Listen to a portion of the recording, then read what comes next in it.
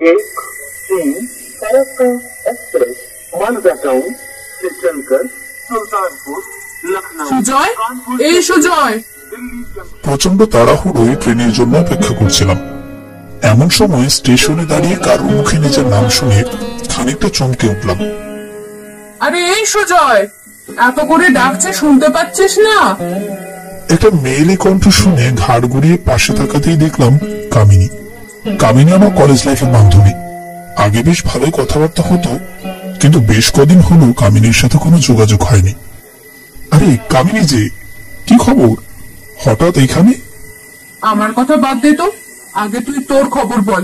আমি কত করে তোকে ফোনে ট্রাই করলাম, তোকে খুঁজেই পেলাম না। আর বলিস না, কদিন আগে আমার ফোনটা মানিব্যাগ সহ ছিনতাই হয়ে গেছে। তারপর নতুন ফোন, নতুন নাম্বার নিয়েছি।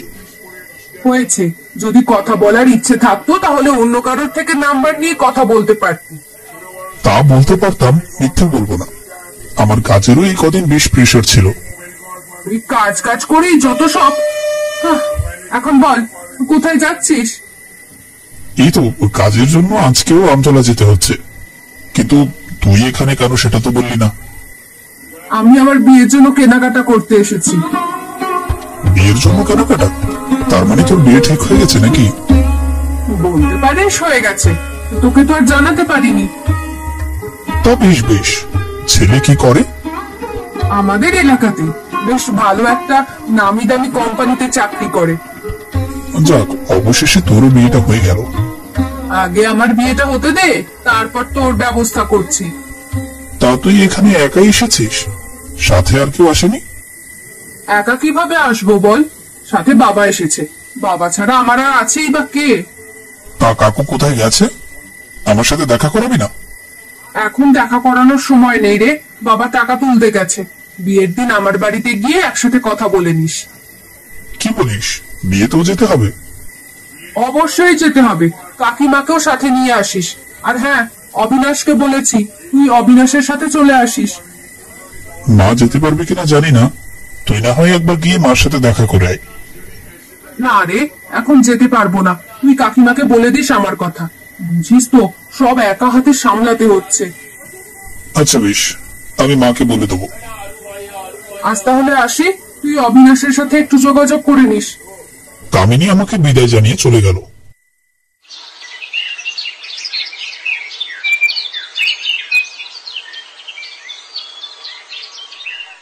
বিয়ের তারিখ ছিল 2 দিন পরে। আমি অবিনাশকে কল করলাম। হ্যালো, কে বলছেন? আমি সুজয়। কেমন আছিস? আরে সুজয় যে, কোথায় ছিল এতদিন ভাই? আর বলিস না, কিছুদিন আগে ফোনটা চুরি হয়ে গিয়েছিল। কামিনীর থেকে তারপর তোর নাম্বারটা নিলাম। কামিনীর সাথে তোর দেখা হয়েছে? কামিনীর বিয়ে জানিস তো? হ্যাঁ, সে ব্যাপারে কথা বলতে তোকে কল করলাম। বিয়ে তো আগামীকাল, কখন যাবি সেটা ভেবেছিস? আমার কোনো ঠিক করার সময় নেই, তুই বল কখন যেতে পারবি। আমি তো আগামীকাল অফিস থেকে ছুটি নিয়েছি। কি বলিস, আগামীকাল? আগামীকালকে তো বিয়ে। তাতে কি হয়েছে, বিয়ে তো রাতে হবে। আমরা এখান থেকে না হয় বিকেলে রওনা দেবো। যেভাবে তোর ভালো হয়, শুধু আমাকে একটু সাথে নিয়ে যাস ভাই। আচ্ছা ঠিক আছে, তাহলে রাখলাম, কাল দেখা হচ্ছে।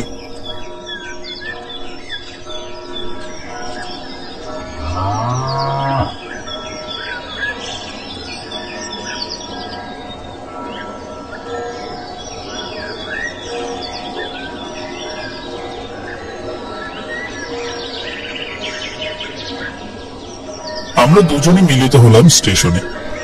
এই কদিনে অবিনাশ কেমন যেন বদলে গেছে। আগের সেই পেন্সিলের মতো চেহারাটা কেমন যেন ফুলে গিয়ে কলা গাছ হয়ে গেছে। এভাবে কি দেখছিস? বহুদিন পর তোকে দেখছি তো, তাই একটু অবাক হচ্ছি। আর বলিস না ভাই, কিভাবে যেন মোটা হয়ে গেলাম। যে দেখে সে আমার দিকে তাকিয়ে থাকে। ভাবিস না তোকে নিয়ে সবাই হাসি তামসা করে, বরং তোকে নিয়ে সবাই আফসোস করে। হয়েছে, আর এসব না বললেই নয়। আমার মতো মোটা হলে বুঝতেই উঠতে বসতে কিরকম সমস্যা হয়। আমাদের কথার মাঝেই স্টেশনে ট্রেন এসে থামলো। দুজনেই উঠে পড়লাম ট্রেনে। আমার হাতে একটা ব্যাগ, তাতে এক গাদা বই। অবিনাশ বলল, কিরে তোর হাতেটা কিসের ব্যাগ? যাচ্ছে তো আমরা শুধু এক রাতের জন্য। এটার মধ্যে কিছু বইপত্র আছে। জানিস তো, আমার বই পড়া ছাড়া একদমই ভালো লাগে না। ভাই, একটা দিনের জন্য তোর বই খাতা সাথে নেওয়া লাগবে। কি আর করবো বল, তাছাড়া একটু একটু লেখালেখিও করি তো। একটা লেখা শুরু করেছি, সেটা কমপ্লিট করতে হবে। ওর সাথে যাওয়াই দেখছি এখন আমার ভুল হয়ে গেছে। তুই শুধু বই পড়বি আর আমি বসে বসে তোর বই পড়া দেখবো। আচ্ছা বেশ, ওখানে যে সময়টা থাকবো আমি বই খাতা কিছুই বের করবো না। এবার ঠিক আছে তো? অবিনাশ কোনো উত্তর দিল না, একরকম মুখ ভেঙচি দিয়ে অন্যদিকে তাকিয়ে রইল। এটা অবিনাশের ছোটবেলাকার একটা অভ্যেস।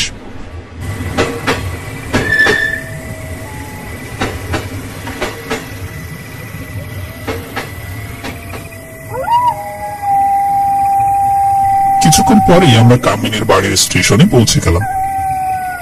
স্টেশনের দুদিকে দুটো রাস্তা চলে গেছে। আমি অবশ্য এর আগে একবার এসেছিলাম এখানে, কিন্তু এই কবছরে অনেকখানি বদলে গেছে। ঠিক কোন পথে যেতে হবে সেটা বুঝতে পারলাম না। ভাবলাম কামিনীকে একবার কল করে দেখি, কিন্তু ভাগ্য হয়তো আমাদের সঙ্গ দিল না।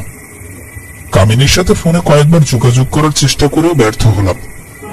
এখানে ফোনের নেটওয়ার্ক নেই বললেই চলে। অগত্যা আমরা আন্দাজে একটা পথে রওনা দিলাম। তখন মাত্র সন্ধ্যে 7টা, কিন্তু গ্রাম এবং ঘন জঙ্গল হওয়ায় সন্ধ্যে 7টায় যেন মনে হচ্ছে গভীর রাত।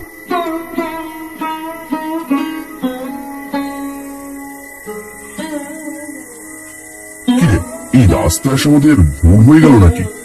এত ভয়ানক রাস্তা আগে কখনো দেখিনি আমি। কি জানি, বুঝতেও তো পারছি না কোন রাস্তায় এসেছি। চল শেষ পর্যন্ত না হয় গিয়েই দেখি। কিন্তু ভয়ে আমার এক পাও চলছে না। তুই হাঁটছিস কি করে? কিছুই করার নেই, হাঁটতে তো হবেই। তাছাড়া এরকম ভূত প্রেত এখানে পাবি না। তুই এত অবিশ্বাস করিস না তো, এরকম জায়গাতে ভূত প্রেতের বসবাস বেশি থাকে। দুজনে হাঁটতে হাঁটতে পৌঁছে গেলাম রাস্তার একদম শেষ মাথায়। চারদিকে অন্ধকার জঙ্গলে ঘেরা। মনে হচ্ছে এটাই পৃথিবীর শেষ প্রান্ত। হুট করে গাছগাছালির ফাঁকে দেখতে পেলাম দূরে কোথাও আলো জ্বলছে। মনে আশার সঞ্চার হলো। বললাম, এই অবিনাশ, দেখ দূরে কতগুলো আলো জ্বলছে, তার মানে ওটাই হয়তো বিয়ে বাড়ি। তুই পাগল নাকি? এই ঘন জঙ্গলের মধ্যে কামিনীর বাড়ি হবে কি করে? তা তো জানি না, কিন্তু তুই ভালোভাবে দেখ, ওটাই বিয়ে বাড়ি। তাহলে আমরা ঠিক পথে এসেছি, কি বলিস? একদম ঠিক। এখন শুধু আমাদের ওই বিয়ে বাড়ির দিকে যেতে হবে। আমি আর অবিনাশ কথা না বাড়িয়ে বিয়ে বাড়ির দিকে এগিয়ে গেলাম। কিন্তু যতই এগুচ্ছি ততই মনে হচ্ছে পিছিয়ে যাচ্ছি।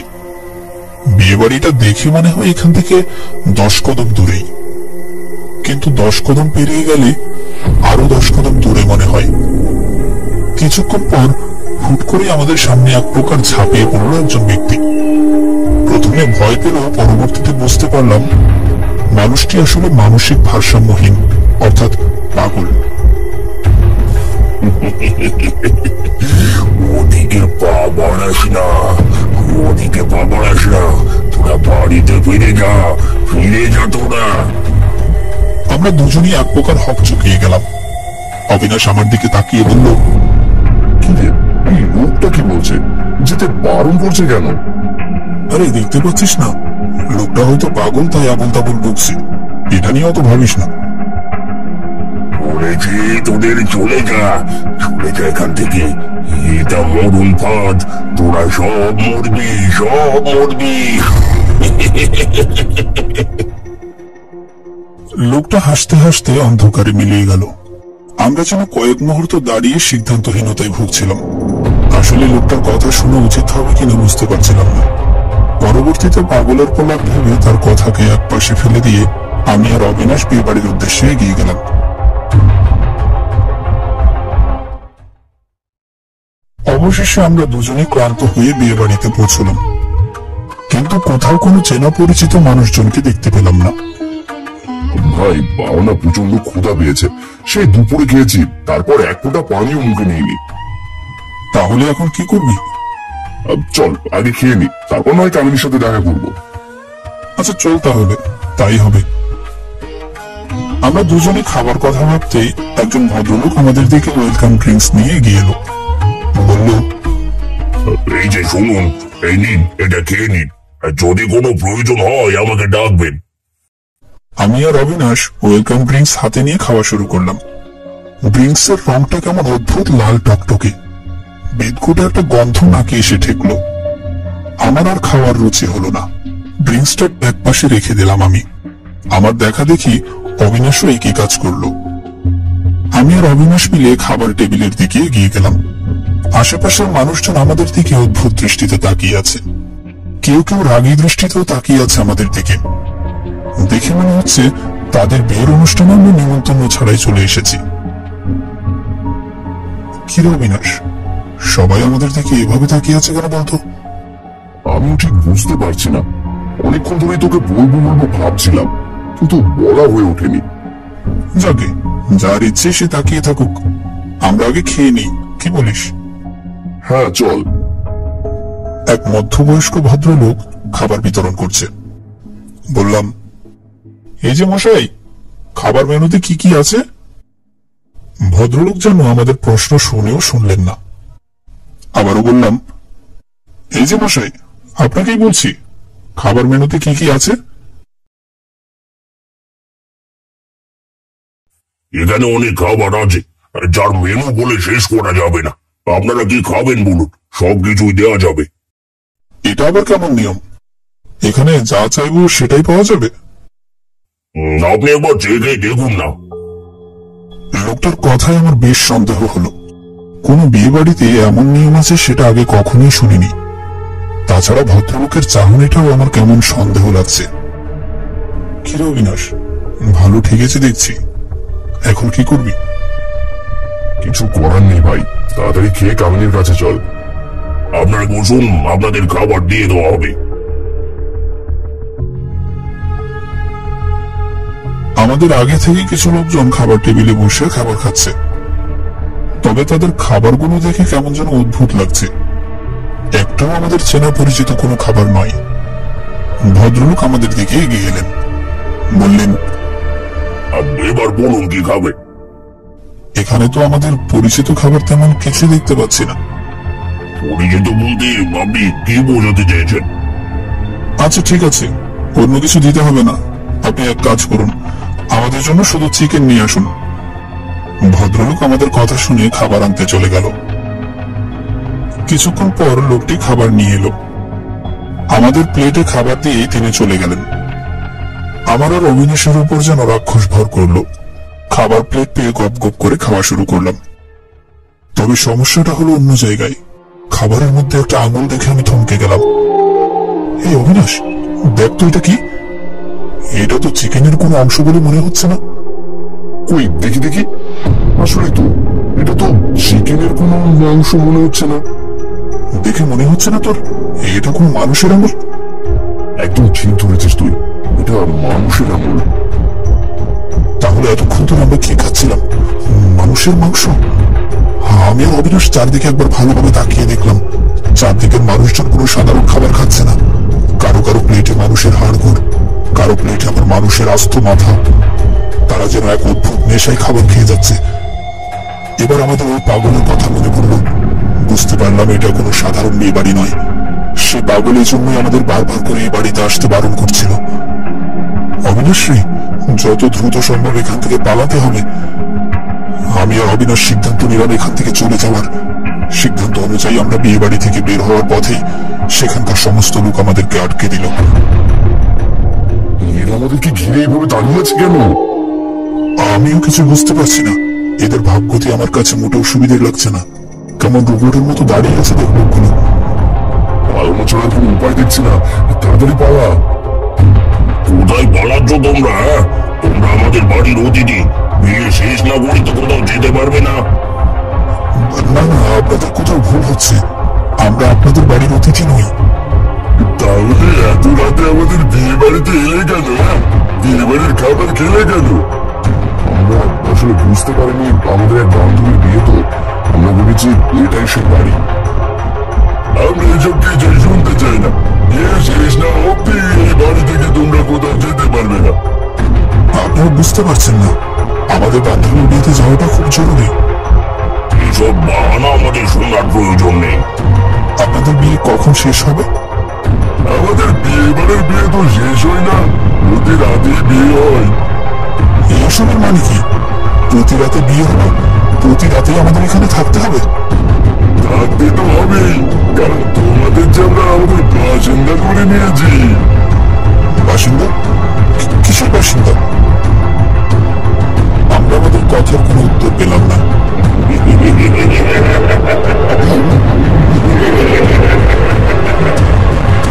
সেখানকার সমস্ত লোক অন্য হাসিতে ফেটে পড়ল। তাদের হাসিতে চারপাশে কম্পন সৃষ্টি হলো।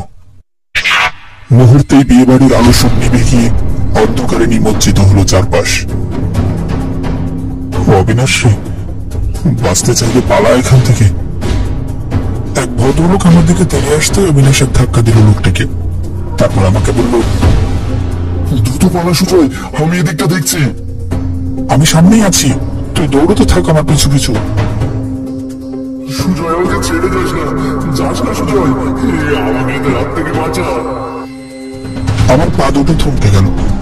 আমার ফিরে যাওয়া উচিত হবে কিনা বুঝতে পারছি না।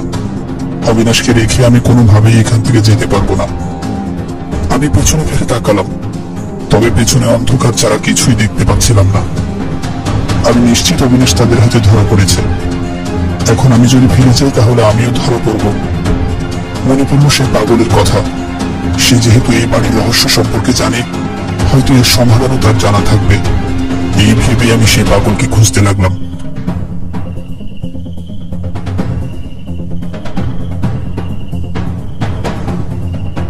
বেশ খানিকক্ষণ খোঁজাখুঁজির পর দেখলাম সেই পাগল লোকটি একটি গাছের নিচে বসে আছে। বললাম, আপনি?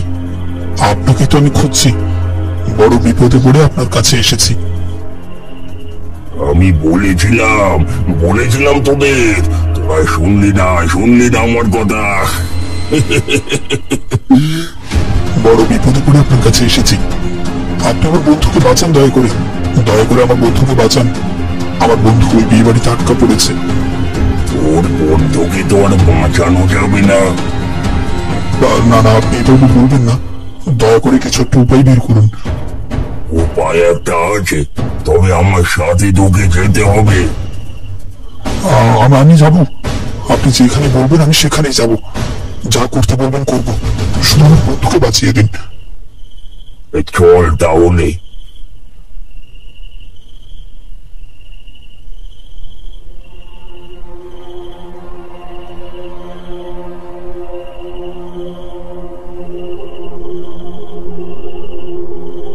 জঙ্গলের ভেতরে কিছুক্ষণ হাঁটার পর আমরা দুজনেই দেখতে পেলাম একটা ছোট্ট কুঠির। সেখানে একটা লণ্ঠন জ্বলছে। এটাই সেই সাধুর আশ্রম, যে সাধু তোদের ওই বিয়ে বাড়ির হাত থেকে রক্ষা করতে পারবে। তাহলে আপনি ওই সাধুকে একটু ডাকুন না। আমাদের কথা শুনে সাধু নিজেই কুঠির থেকে বের হয়ে এলো। বলল, কি হলো বৎস, তোমরা এত রাতে গেলে কি করছো? সাধু বাবা, আপনি আমাদেরকে বাঁচান। আমরা ওই বিয়ে বাড়িতে ফেসে গেছি। আমার বন্ধু ওদের হাতে ধরা পড়েছে। তাহলে চলো, আর দেরি করা ঠিক হবে না। কিছুক্ষণের মধ্যেই আমরা তিনজন পৌঁছে গেলাম সেই বিয়ে বাড়িতে। দূর থেকে দেখতে পেলাম অবিনাশকে তারা গাছের সাথে বেঁধে রেখেছে। ওই তো আমার বন্ধু। আমার বন্ধুকে ওরা গাছের সাথে বেঁধে রেখেছে। আমরা একদম সঠিক সময় এসে গেছি, আর একটু দেরি হলে তোমার বন্ধুকে বাঁচানো যেত না। আমরা তিনজন সামনে এগিয়ে যেতেই বিয়ে বাড়ির সমস্ত লোক আমাদের দিকে তেড়ে এলো। সাধু কাউকে কোনো পাত্তা না দিয়ে আমাদের সামনে একটা বিশাল আগুনের কুণ্ডলি জ্বালিয়ে দিল। ওরা অনেক জ্বালিয়েছিস মানুষকে। আমি অনেকদিন ধরে ভাবছিলাম তোদের কবে ধরবো, আজকে সেই অন্তিম সময় চলে এসেছে। তুই ধরবি আমাদেরকে? তোরা এত বড় বুকের পাটা, সেটা না হয় একটু পরে তোরা টের পাবি। বিয়ে বাড়ির পিছু মুখ সাধু বাবার দিকে তেড়ে আসতেই সাধু বাবা আগুনের কুণ্ডলিতে এক মুঠো মাটি ও সরিষা ছিটিয়ে দিল। সেখানে থাকা অতৃপ্ত আত্মাগুলো যেন একসাথে চিৎকার করে উঠল। একসময় সাধু বাবা মন্ত্র পড়তে পড়তে সমস্ত বিয়ে বাড়ি হাওয়া হয়ে গেল। এক একজন অতৃপ্ত আত্মাগুলো হাওয়ায় মিলিয়ে যেতে লাগলো। আমি দ্রুত গিয়ে অবিনাশকে ছাড়িয়ে নিলাম। আপনাদের অসংখ্য ধন্যবাদ। আপনারা না থাকলে হয়তো আমরা এখান থেকে বেঁচে ফিরতে পারতাম না। ভালো থাকবেন আপনারা। আমি আর অবিনাশ সাধু বাবা আর সেই পাগল লোকটাকে ধন্যবাদ জানিয়ে নিজেদের পথে রওনা দিলাম। বেশ কিছুক্ষণ হাঁটার পর আমরা যেন সঠিক রাস্তা খুঁজে পেলাম। আমরা যে রাস্তায় ঢুকেছিলাম তার অপর পাশে একটা রাস্তা দিয়ে আমরা কিছু দূর হেঁটে যাওয়ার পর দেখলাম জনসমাগমে ভর্তি একটি বিয়ে বাড়ি। এবার আমার মনে আবার গো ডাকলো, এবার যদি আরেকটা ভুল করি তাহলে আর বেঁচে থাকার সম্ভাবনা নেই। তবে না, এবার আর কোনো ভুল হলো না। আমরা দূর থেকে দেখতে পেলাম বিয়ের মণ্ডপে বসে আছে কামিনী। চারদিকে বিয়ের বাদ্যযন্ত্র বাজছে। খুব ভয়ে ভয়ে সেদিকে এগিয়ে গেলাম। আমাদের বিধ্বস্ত অবস্থায় দেখে কামিনী এগিয়ে এলো, বলল, কিরে সুজয়, তোর এই অবস্থা কেন? তোদের তো আরো আগে আসার কথা। তোদের জন্য অপেক্ষা করতে করতে আমার বিয়ের লগ্ন পেরিয়ে গেল তো। আমরা কোনো কথা বলার অবস্থাতে রইলাম না। ঘোর কাটলো কামিনীর প্রশ্নে। কিরে, কোনো কথা বলছিস না কেন? কিছু হয়েছে?